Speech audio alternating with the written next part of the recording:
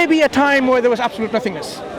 I mean, to have a wildfire, for example, where does the wildfire come from? It comes from a spark, doesn't it? So maybe it could be that the default is a giant expanse of nothing. And can nothing do anything? Well, it could be that in that nothing, that something had to fill that nothing. Let's go back. Let's go back to even before you explain anything. What is nothing? Yeah, well, I'd say just a space void of anything else. Space is something. So explain nothing again. I wouldn't necessarily agree. That's what nothing. Space is nothing. No, space is something. Space, time, yeah. Quantum fluctuation, they're not nothing, they're something.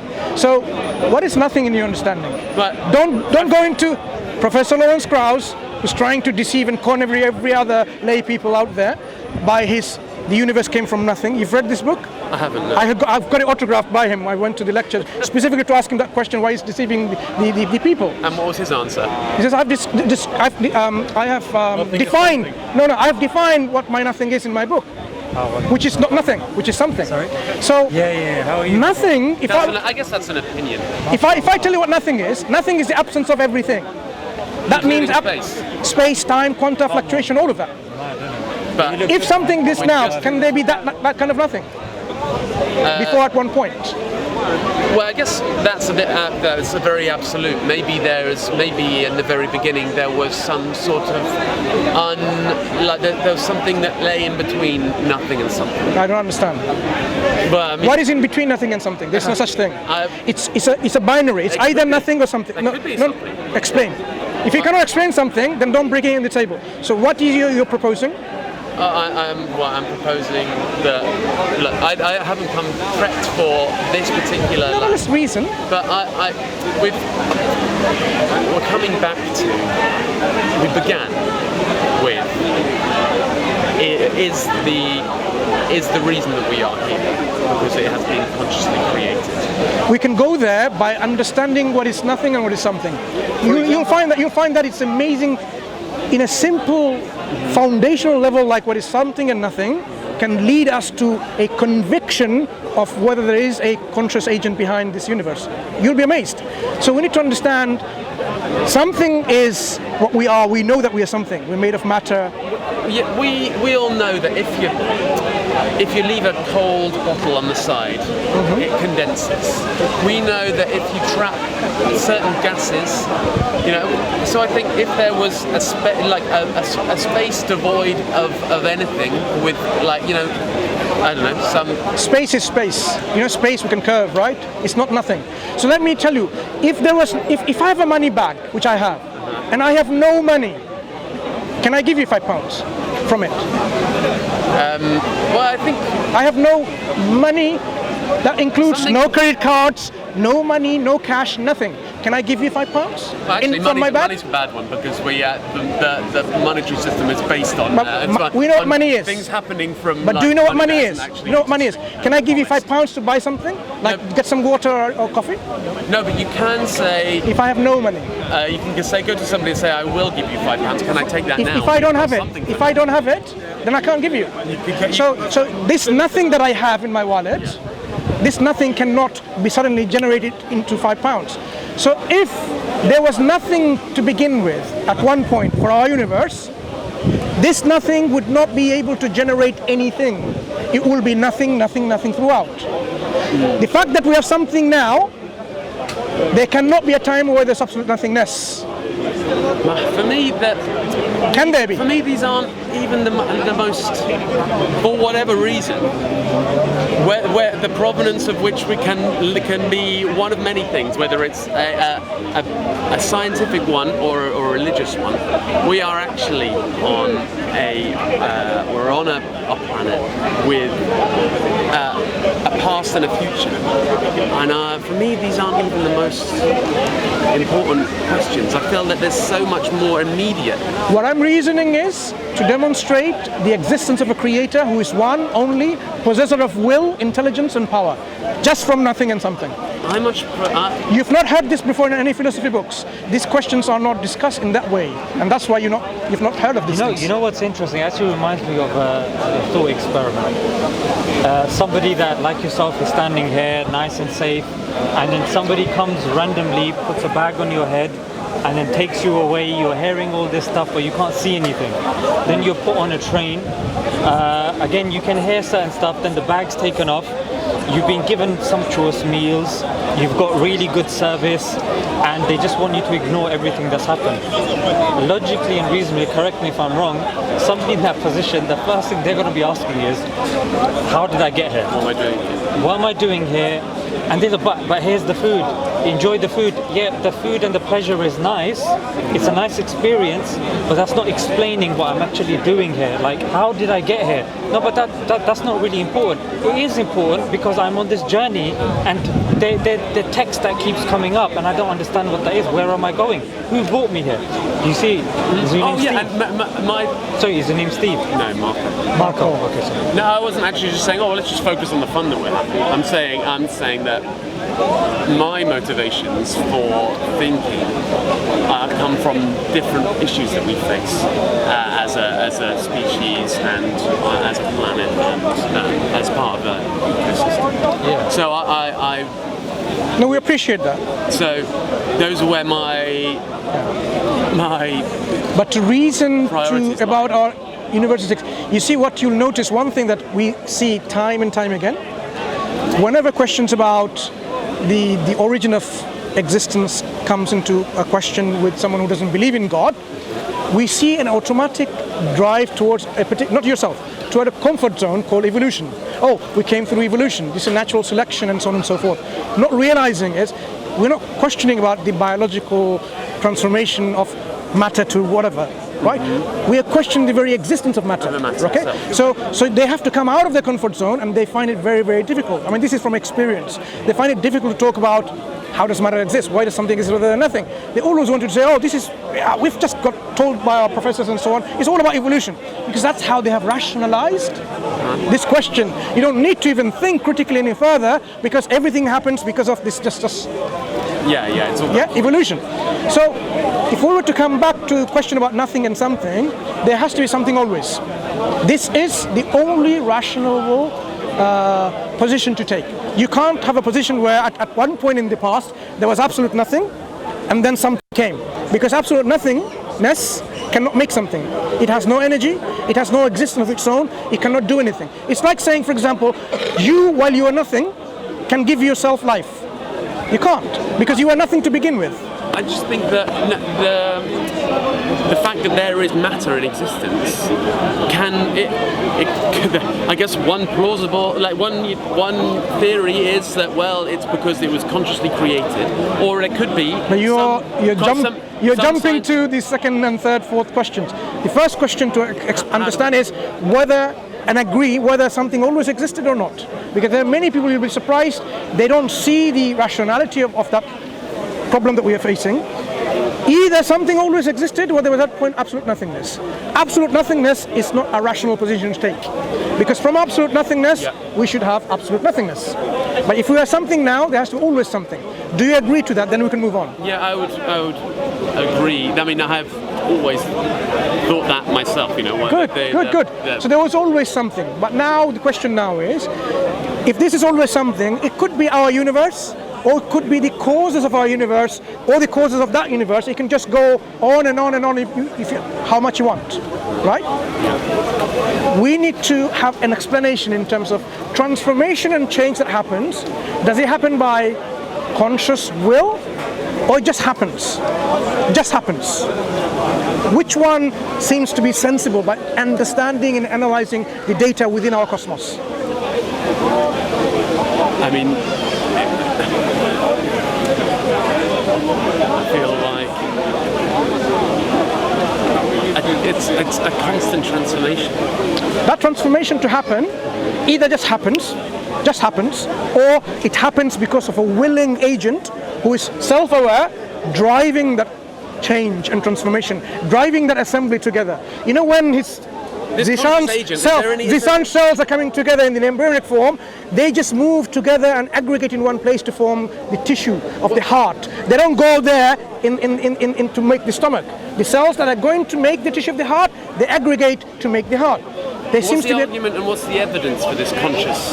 No, it's not about argument and evidence. We're trying to understand, could it be no conscious agent, no willing agent that is involved within this process, or is there a conscious willing agent? These are the two broader alternatives. You don't need the third one, these are broader alternatives.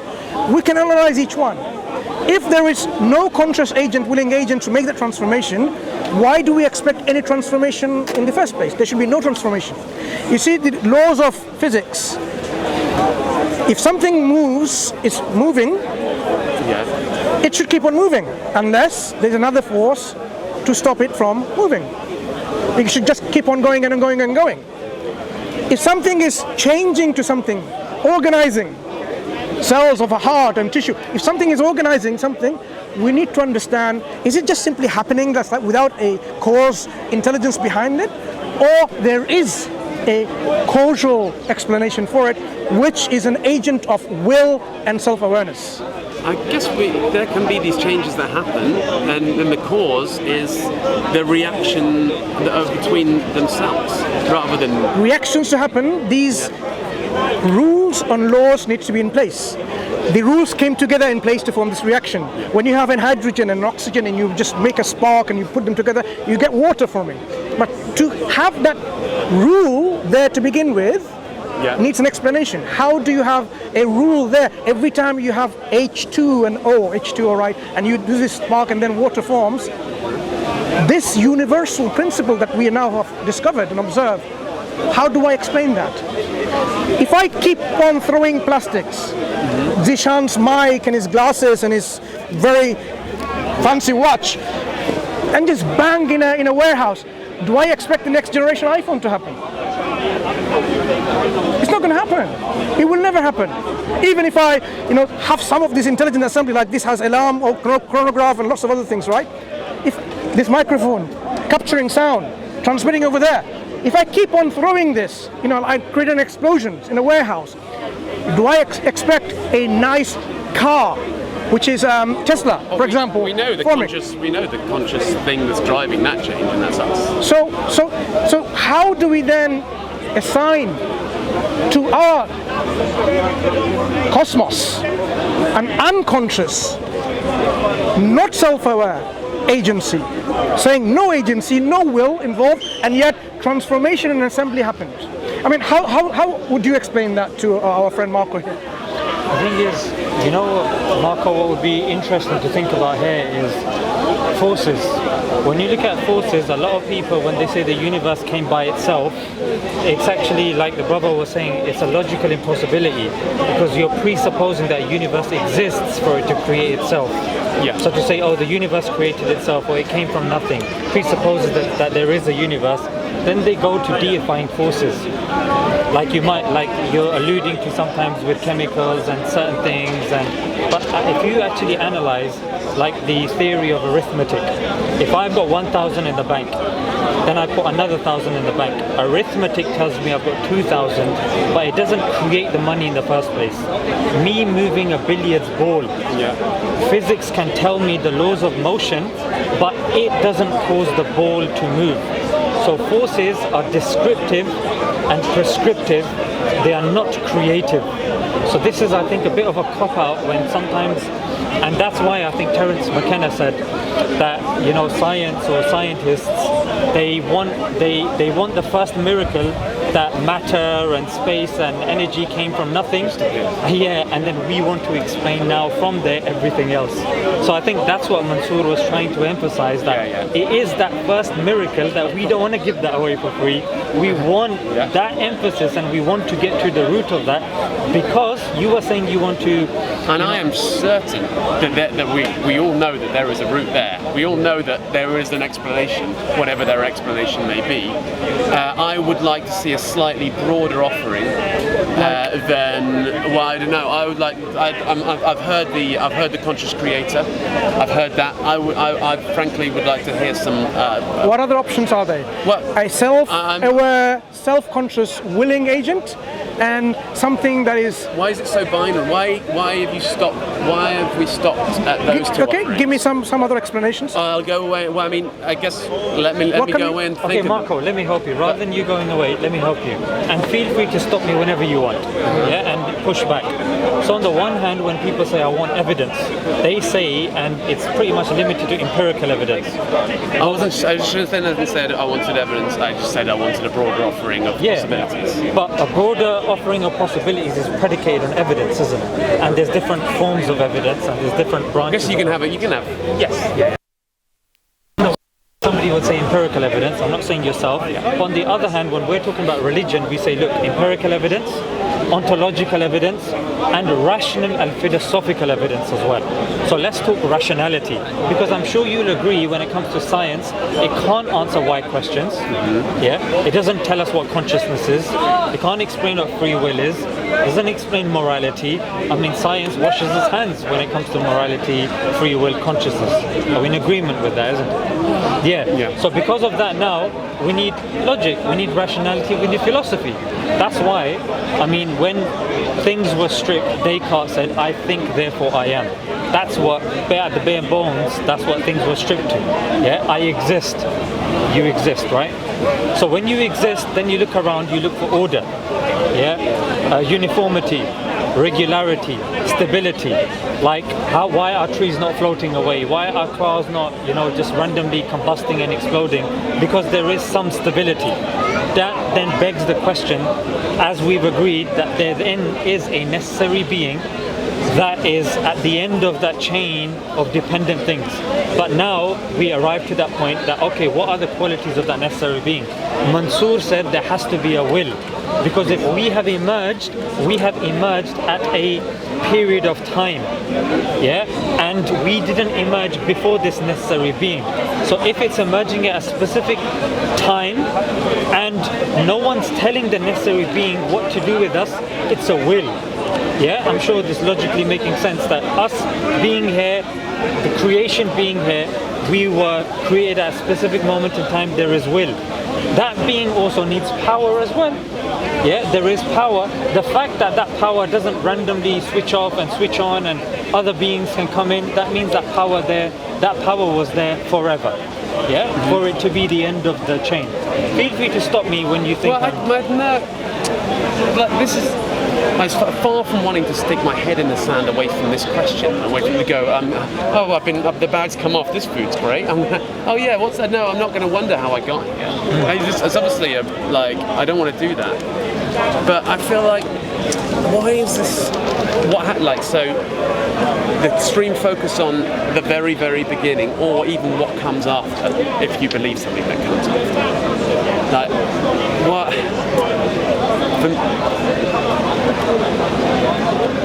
My philosophy is that basically I'm saying that I don't know why the focus is so much on this issue when in all likelihood, like, I mean, are we ever going to, in your lifetimes, are we going to have a definite answer on this one? Of course. Marco, you know why that's such an important question? Because that then is predicated on the root of our morality. Because as human beings, we have to live morally. I feel like I'm very morally aware. And I'm able to do that without too much contemplation as to how we've come to be here or what will come to happen to me after I die. I think that it's perfectly possible to live well and morally without spending an awful lot of time on this particular issue. All right, Marco. If I was to slap Mansur on the shoulder, is that good or bad? Well, it depends on context. Well, you just saw me. I slapped him, and you've asked me, like, what would you say to me? Is that good or bad? Well, I'd say it's context dependent. We've all, But you're seeing the context. You walk out of somewhere where you've had a great time with your buddy. You slap him on the back. Bloody hell, that's brilliant, wasn't it? That was great. You slapped him on the back. I didn't say that though. I just did that, just like now. Oh. Is that good or bad? Well, I'd say it's probably pretty innocuous and doesn't really need too much contemplation. I mean, it would be interesting to know your motivations. So I guess a slap on, what was the cause of, what was the rationale behind your action? I just wanted to slap him. You wanted to slap him? Okay. And I guess if you wanted to get into that, we'd say, was that bad for you? Did you like that? No, I didn't. You didn't like it? Please, would you not do that to Mansur again? But why is it bad? He likes it. Well, I mean, I guess we all just have to be. We are free to go about our lives and do and think and do what we think is best, as long as it doesn't encroach on other people too bad. We need to be aware of where our actions encroach on the lives of other people or other. Where did that metric come from? And why is that metric better than my metric? Your metric is I should be able to do whatever I want. If pleasure more than pain, like Bentham said. Pleasure. Well, I guess what we could do. Why would you restrict his pleasure in hitting me, for example? Well, I mean, we'd then have to say, well, where does pleasure? What pleasure do you arrive from hitting her? It gives me a dopamine release. That physical contact just makes me feel in charge. Okay. Well, do you want to live in a world where people can do that if they want? Do you want to live in a world where people are free to do whatever they want, free of? I don't care about other people. You don't care about other people, and do you think that's the kind of society that you'd like to live in? I don't care about society. I care about myself, my pleasure, my pain. Okay, so you just would happily live in a. They have to be in a physical place. That matter that we've discussed. No, he has to be in a physical place. He lives like a Brazilian drug lord, quite happy. Yeah. And like enjoys that. Yeah, and enjoys his life by exploiting people and whatever that needs to do. Yeah, so why is his morality not? Order is something that you're. So is he doing a moral thing? Because you know what, you love to slap people on the shoulder, but you can't do that if someone's done something. So why are you saying it is immoral? If someone's arbitrarily incarcerated you, for example, and your hands are tied behind your back, you won't be able to go around enjoying yourself slapping people on the shoulder because you'll be tied up.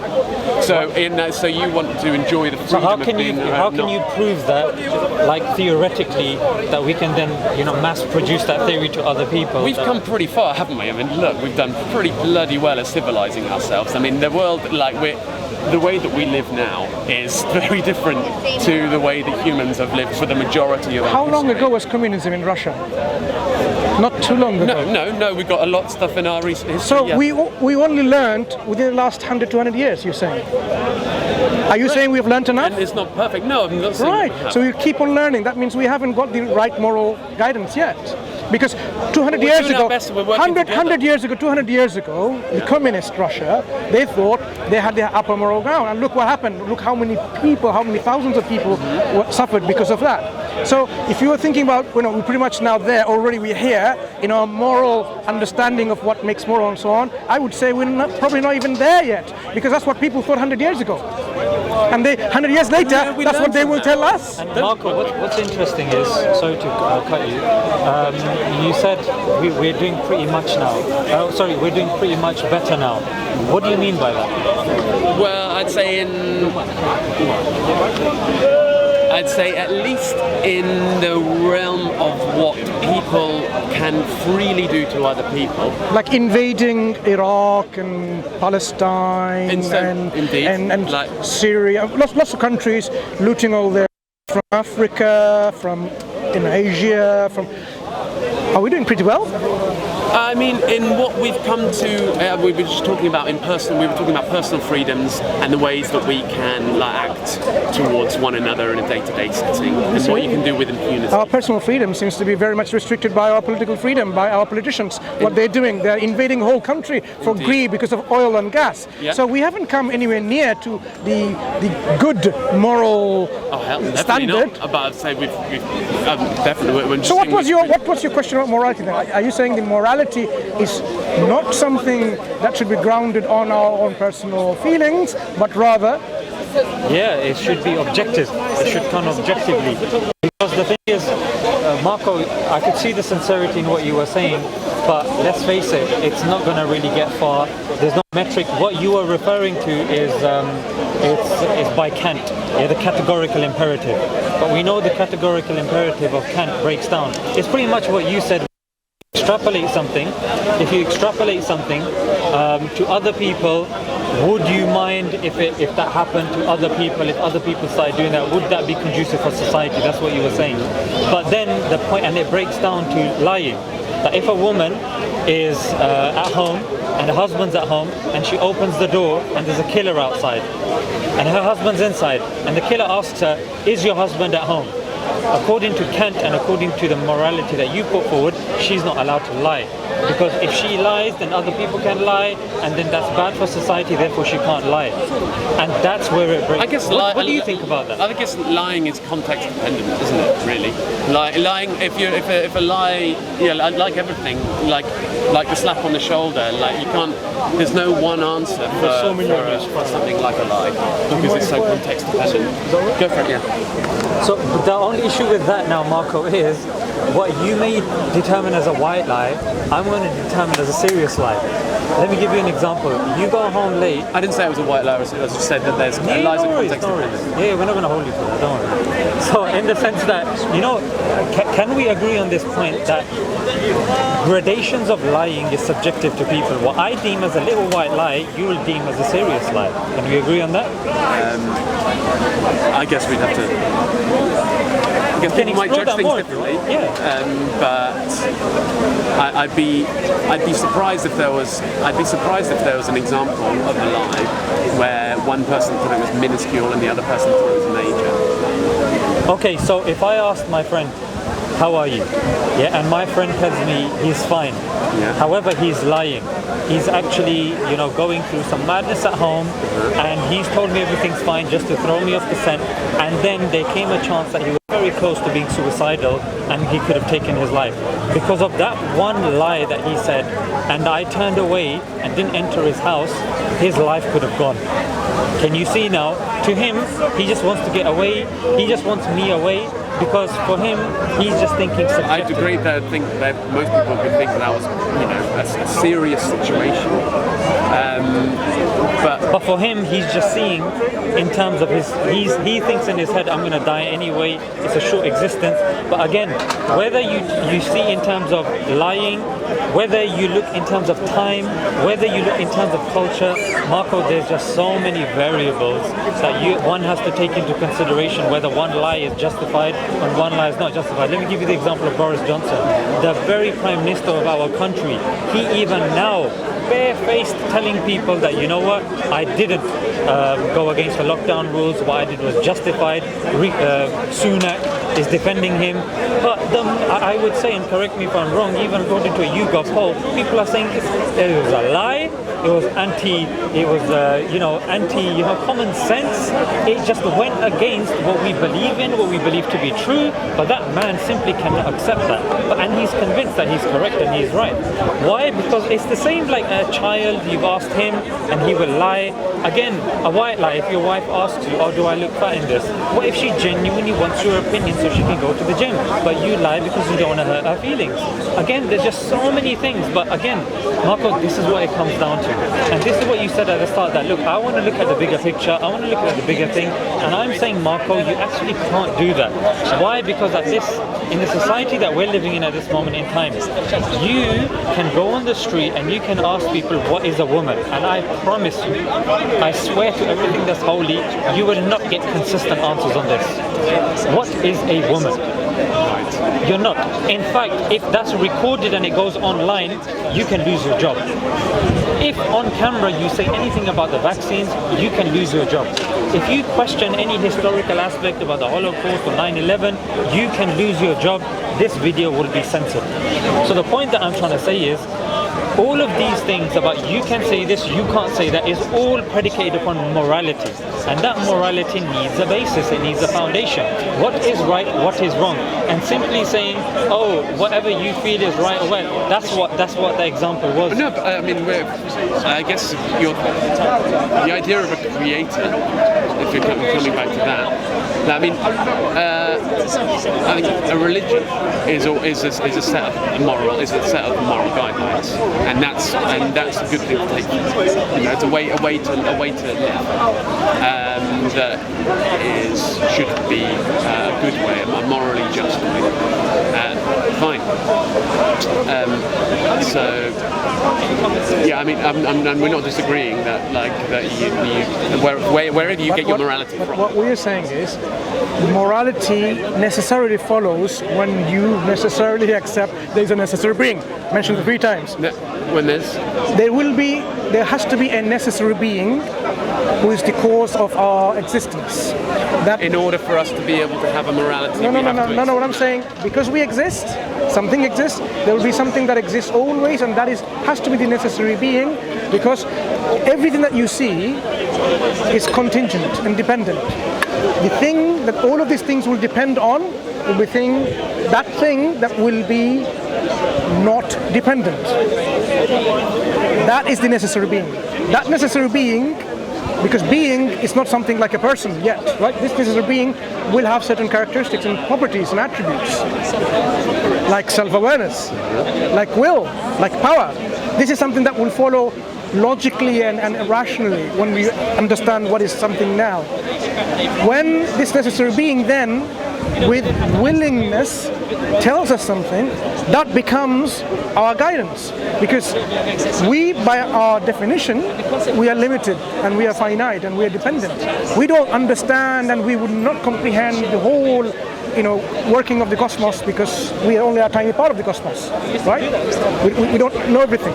The fact is, when this necessary being, the independent being, the one who is absolute, free from all limitations and dependency, tells us something, that becomes our best guidance. And this is where we say morality and guidance are all grounded on that necessary being. I don't think you need that necessarily. I think that our morality and our guidance can come from ourselves. I think that the way that we can live can be passed down from our, this way. Listen to your elders. People who've lived, and I think that morality can be passed down throughout our species. I don't think. Today, do people disagree on the questions of morality on many issues? Seriously? Yes. Yes. That means where is the moral guidance of the correct position to take? Well, we're working that one out. You're working. We're working that one out. We've become. Okay, I understand and appreciate your position. We're working.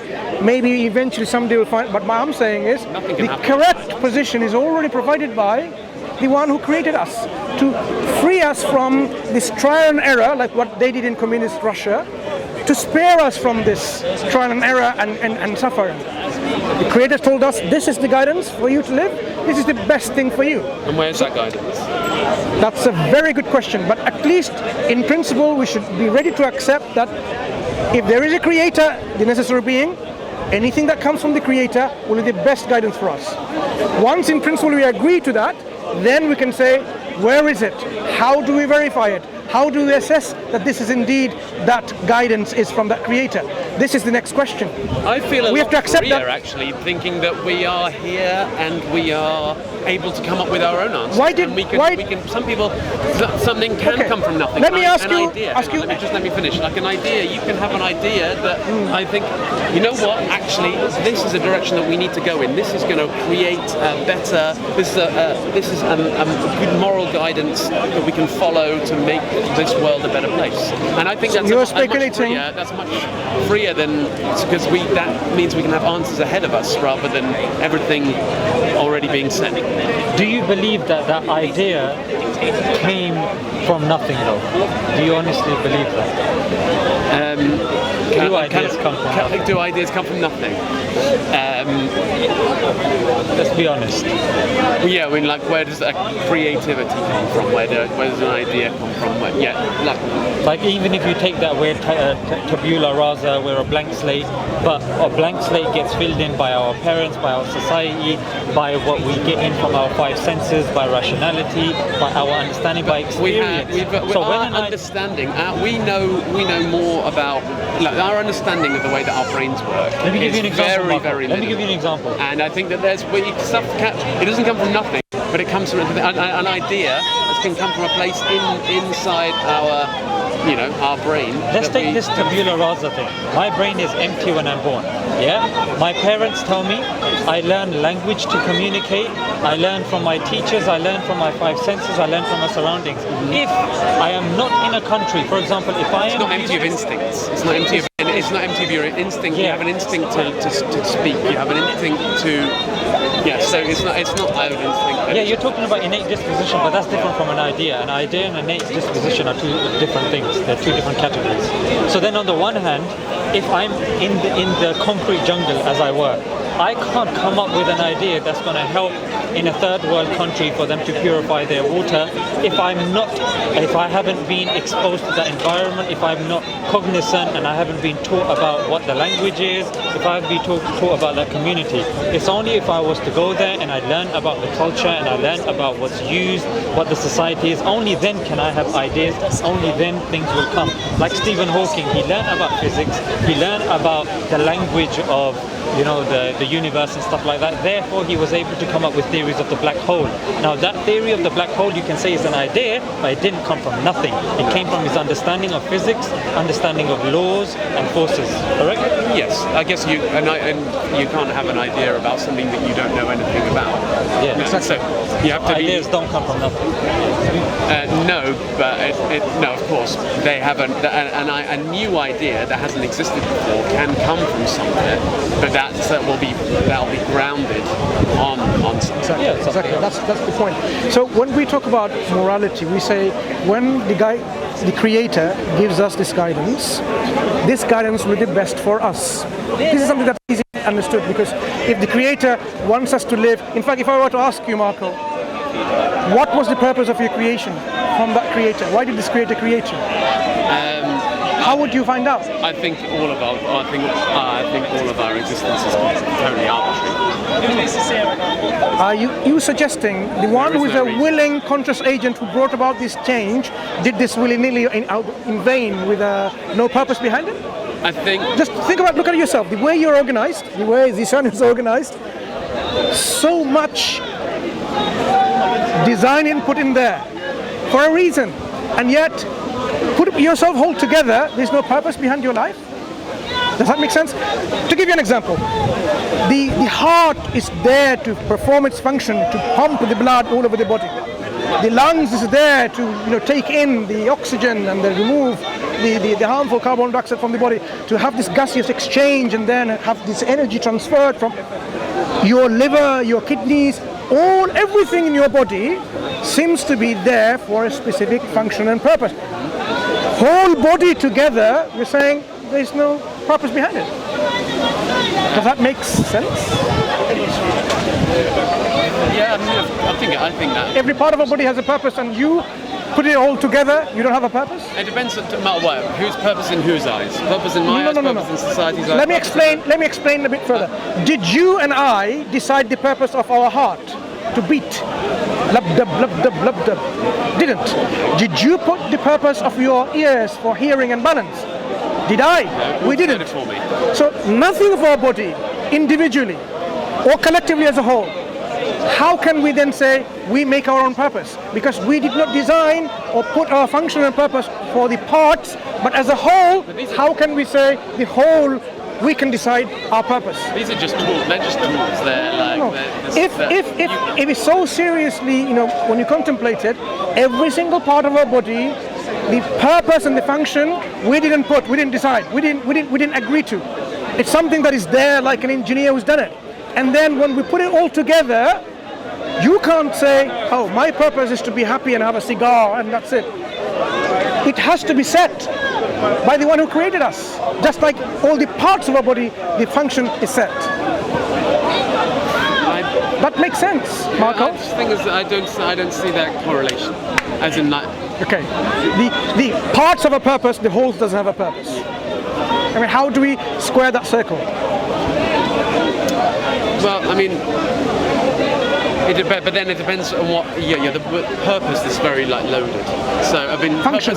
What is your function being here in this cosmos? Well, my function here today. No, your whole existence, your whole life. Shouldn't be decided by yourself. Like you didn't decide the purpose and function of your heart. I think. For what reason are we brought into the world? It's not our choice. The reason wasn't your choice. No, it wasn't. We're getting there somewhere. It wasn't your choice that you came into this world. So the reason that you are here and I'm here, it's not something I can speculate about. Oh, you can speculate about. The reason has to be understood from the one who made us. That makes sense. The one who made us brought all of this universe in this assembly. is in the right position, correct position to tell us our purpose of our existence. If you are taking that theory, if you think that we were consciously made, then that's where you will draw your function. So are you still thinking that unconsciousness brought all of this transformation? I'm saying that. Does that make sense? I think there's so many things that we don't know that are far. I think there's so many unknowns. Even though we don't know, we know for one thing, nothing cannot make something. Do I still need to know? But you don't know that the state. You don't know that the state it is nothing. You don't know that there is not, and something didn't exist. You don't know for sure. You don't know that the natural state is something. You've just assumed that the natural state is nothing, but you don't know that the natural state. No, I'm saying something exists now. Something has to be always. We can't backtrack now. We agreed to that. That's something that always existed. Looks like the universe is being transformed into particular order and precision, into the things you said, stability and so on and so forth. That requires an agent who is transforming, not just you sitting there. You can sit there in a garage and a bike would not assemble from the parts. It will never happen. The fact that you require an intelligent assembly with an intelligent being or a conscious agent, it's something that we see and we understand, we accept that. Why is it difficult for us to accept that there is an intelligent assembler for all of this universe is the fact that what comes with it, responsibility. Because if there is an intelligent agent created us, must be a reason. And if we want to know what the reason is to actually, there is what we have to fulfill, but we don't want to, we want to be liberal, we want to be free, we don't want to follow the purpose that we are created for, it will be an obstacle. And that is what, personally, in my humble opinion, I find the obstacle for people who understand almost that there is an intelligence behind our universe, but the next step of why do I have to follow that intelligent? Why the intelligent agency created me? Why do I have to follow him? I want to be happy the way I am. I want to live my life the way I want, not to be subservient and obedient to that thing. A Muslim, this is where the starking difference is. We are called Muslims conceptually, not just the Arabic word. Someone who eventually surrenders and submits their will to the will of that conscious entity. This is the final recognition of the reality that yes, actually, there's someone greater than I who deserves my obedience and my submission towards. And that's why I'm subservient to the one who's made me and said, you know what, life wasn't mine to begin with, you gave meaning to life. I'm living just because of your mercy, because you gave me life. So I am already in debt to you. So what is I'm required to do? The Creator tells us exactly, and that thing is not difficult for us to do. The Creator doesn't want us to become demons. The Creator wants us to be, with our minds, to develop ourselves, to be the best. To be the best. So you give your obedience to your Creator, and you're part of something. You're the religion. You're a part of. I feel like what I give myself to is broader. Who do you thank for all that you have? Like Mother Nature. Mother Nature. What is Mother Nature? It is the total sum of everything that we have on this planet. That's the thing all around us we see, right? Yeah. But this is what we see is the effect. This is not the cause. So instead of thanking the cause of all of these things, we are thanking the effect. But if you think the cause is time, the cause is time. Time is what? What is time? It's just a measure of change, but changes happens only if you have a conscious agent willing and driving that change. So it all goes back to there is a conscious agency. So that conscious agency we should be thanking. For example, if I run into an accident, you shouldn't thank the ambulance. You should thank whether or not at the very, very beginning there was a conscious creation. Say that there was. Marco. Say that there was.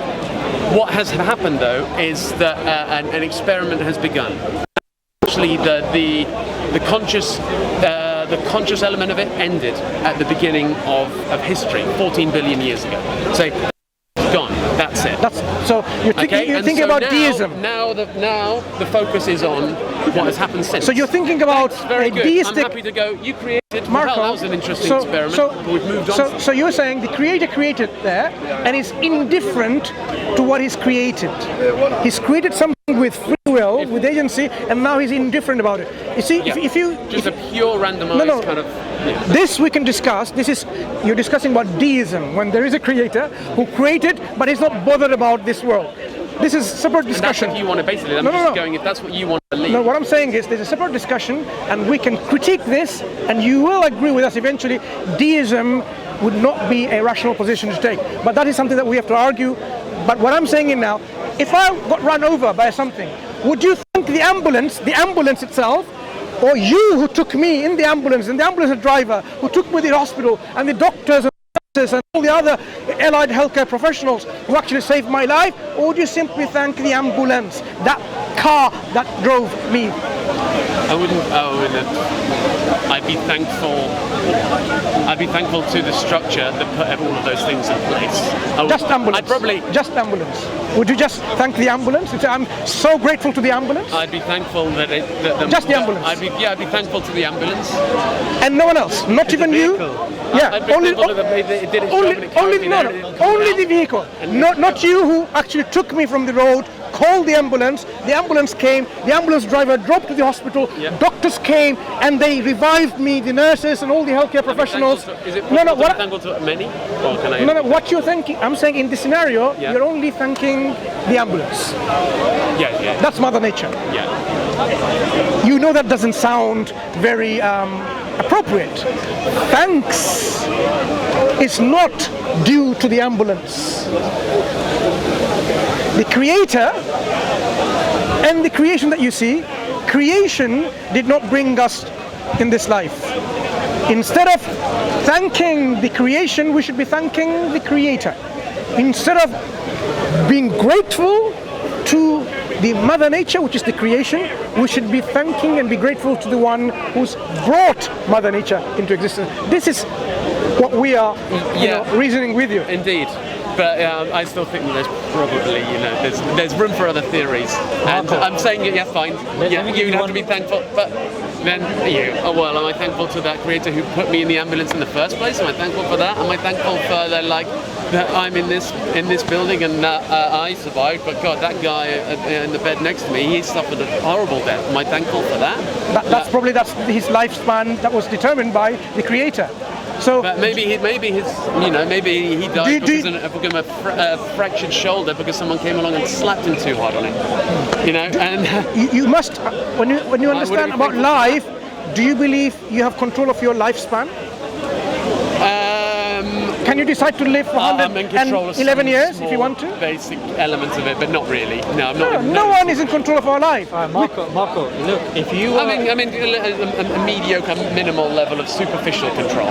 If we were supposed to meet in the park tomorrow at, say, 3 o'clock, and then I came an hour late, and then you said, why are you late? And I go, because I was waiting for, the metals in my car to come together and the plastics and the fabrics to come and, organize themselves in such a way and the petrol to come. You would look at me, how would you look at me if I gave you that as an explanation? It depends. If that's how you normally talk, I'd say, well, he's just been his old self. No, that's me giving you an explanation of why I'm late and why my car wasn't ready because of the changes didn't take place. Then those changes took place and I was able to come self-drive even though it wasn't a Tesla, and it came. Any reasonable person, Marco, in that conversation would go, are you, like you said, are you winding me up? Like, is this a spoof? Is this a parody? Is this a satirical answer? I'll say no.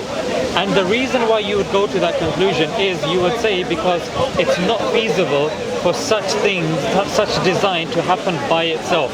Similarly, if you went and you had a child and you went into your kitchen and your child, there's a series of steps there, there's a cookie jar and your child has a cookie in their hand and they're coming down the steps and the cookie jar's there.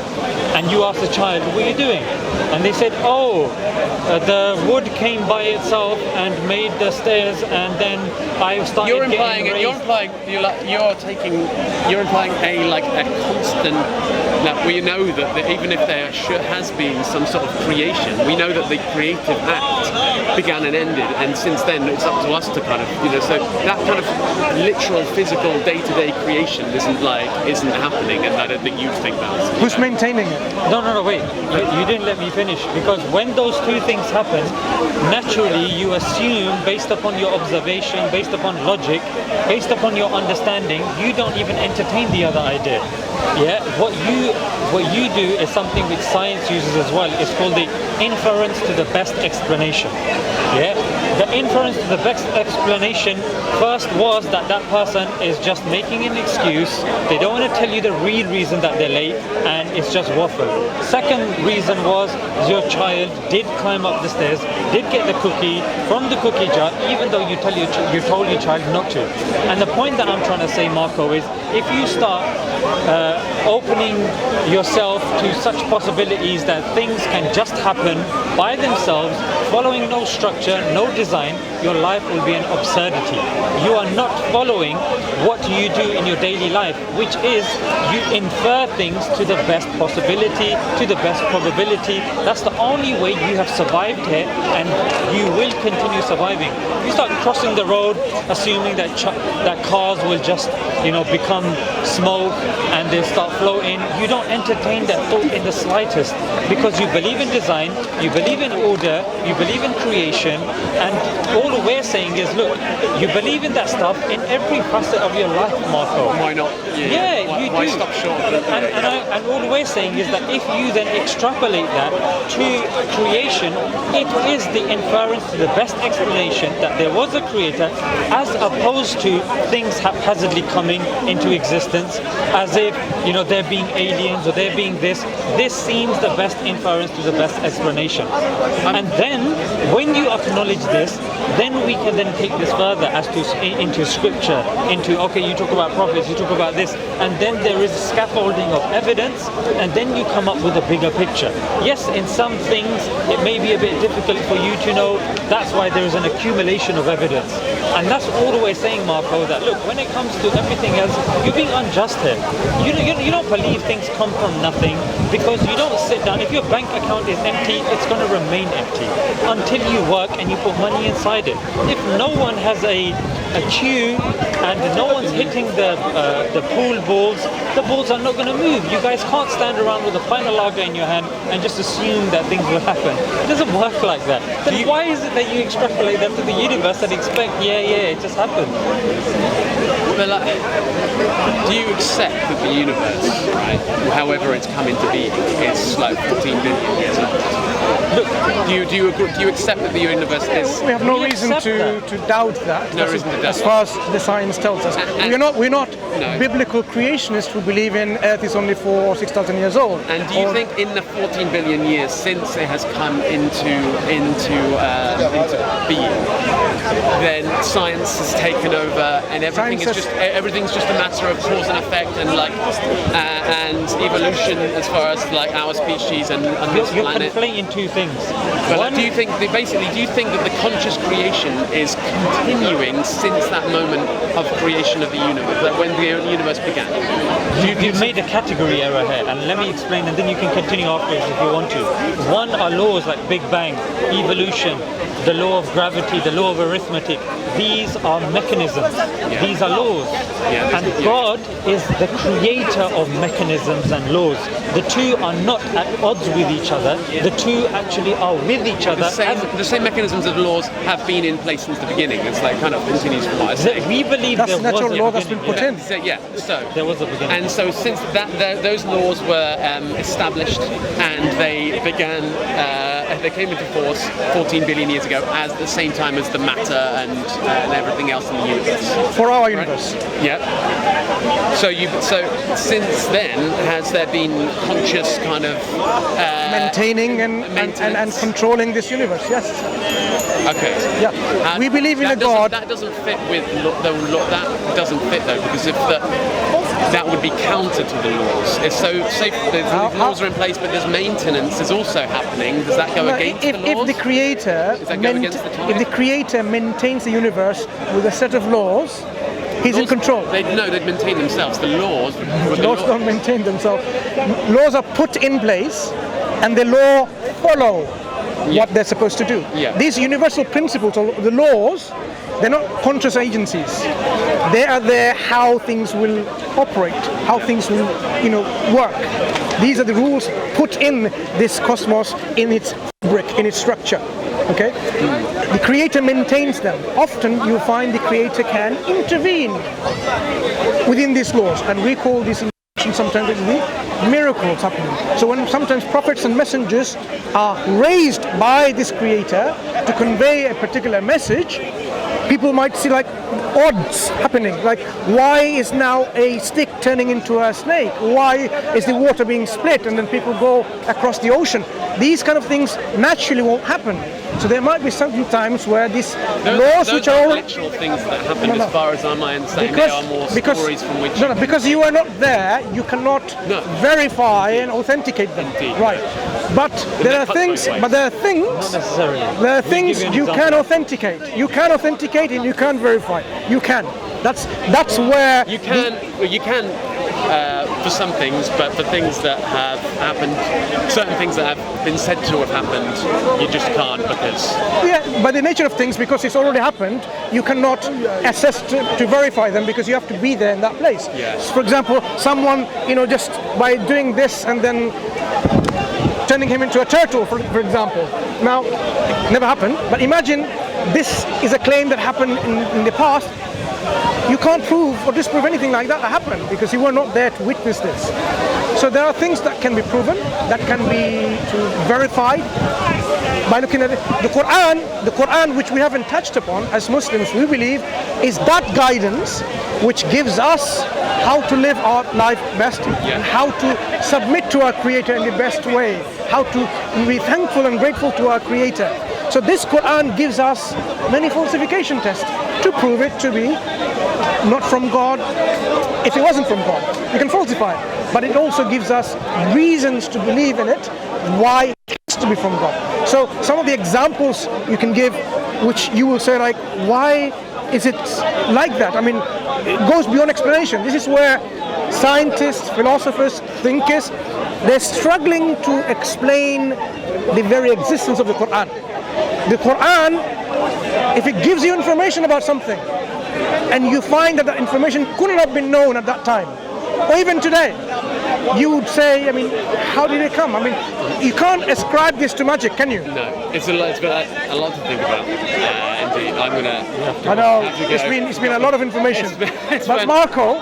But I would say also, keep your mind open to. Our mind is open. Because of this openness, we are convinced of our Creator, the oneness of our Creator, that we need to submit to our Creator, otherwise we would not be in the right place in our second life after we die. We will be, if we want to go to a place of happiness, you have to submit yourself to this one Creator. You have to follow the guidance through his last of this guide, the Prophet Muhammad sallallahu alaihi wasallam, this last messenger. It's good to submit yourself to something, because submitting yourself is freeing, because you realize liberating. It's liberating, exactly. Submitting yourself to something is liberating. What I would prefer to submit myself to is what I have in the here and now. I have a fellow. I really don't see. I don't have any boundaries between myself and anyone else on the planet, and I prioritize, like any creature, as much as I prioritize myself. Well, no, maybe not. But I think that I've submitted myself to an idea of common humanity, of being a part of a natural world which we share with creatures that are astounding, and I think that's why I want to submit myself to, and I think I feel freed by the idea that we are here making our decisions for ourselves, and we haven't got somebody making them for us, and they're not Marco, you know the problem with that is you're currently at equilibrium. It's when things start going wrong, when emotions start coming, bro, when if, God forbid, if your wife was to leave you and then you get fired, which happened to one of my friends, and these things happen in succession, let's see how you're going to be feeling in that situation. Oh no. And in that situation, Marco, this is where it comes down to. Your individual sensibilities can be warped, they can be manipulated. There's nudge theory, there's manufacturing consent, Noam Chomsky, where governments manufacture your consent. We can be manipulated, we can be changed.